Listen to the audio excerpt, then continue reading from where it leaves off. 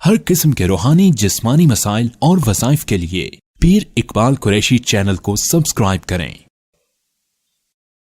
نحمده ونصلي ونسلم على رسوله الكريم اما بعد فاعوذ باللہ من الشیطان الرجیم بسم اللہ الرحمن الرحیم۔ شعبان المکرم کے پیر کے دن کا ایک وظیفہ آپ کو دے رہا ہوں، اور یہ بہت ہی مقرب وظیفہ ہے جس کی برکت سے اللہ تعالیٰ آپ کو جو ہے دنیا میں اور آخرت میں ہر ذلت سے بچائے گا،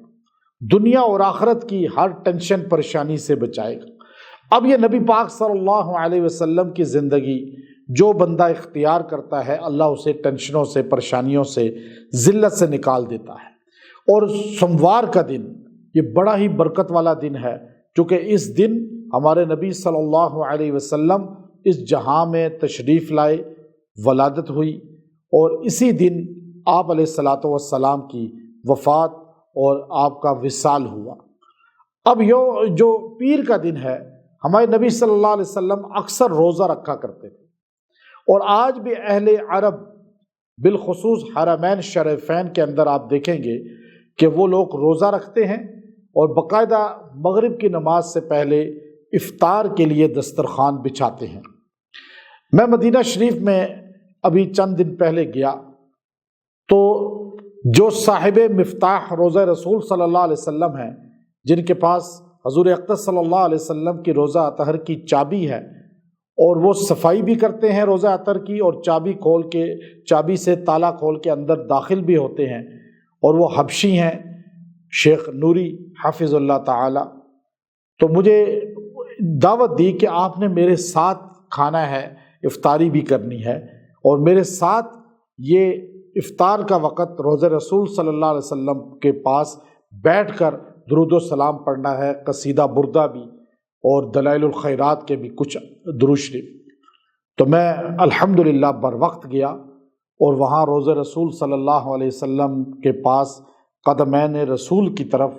ہم بیٹھ گئے، اور وہاں پر باقاعدہ آدھا گھنٹہ پہلے دسترخوان بچھنے شروع ہو گئے،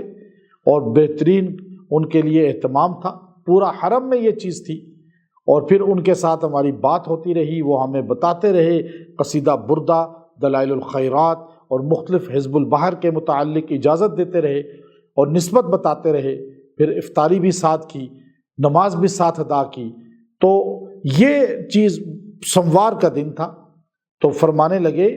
کہ ہر سوموار کو میں روزہ رکھتا ہوں، کیونکہ ہمارے نبی صلی اللہ علیہ وسلم اس دن پیدا ہوئے، یہ میلاد اور ولادت رسول کا دن ہے۔ اب یہ روزہ رسول کے پاس بیٹھنے والے ولادت کے دن شکرانے کا روزہ رکھتے ہیں، سنت رسول کو سامنے رکھ کے، اور ہم یہاں بر صغیر میں بیٹھ کے نہ سوموار کے دن کی ویلیو پتہ، نہ ولادت رسول کی افادیت کا پتہ کہ روزہ رکھنا چاہیے، یہاں روزہ رکھنے کے بجائے اس دن کو عید کہہ دیتے ہیں۔ یہ شرعاً جائز ہی نہیں عید کہنا، چونکہ عید صرف دو ہیں، بقر اور عید الفطر۔ تو اس لیے یہ عمل جو میں آپ کو دے رہا ہوں، یہ سوموار کے دن آپ نے کرنا ہے، اور اس دن آپ اگر یہ وظیفہ پڑھیں گے 313 مرتبہ، اللہم انزلہ المقعد المقرب عندک یوم القیامہ، یہ درود شریف ایسا بہترین ہے کہ جو 313 سوموار کے دن پڑھ لے کسی بھی لمحے،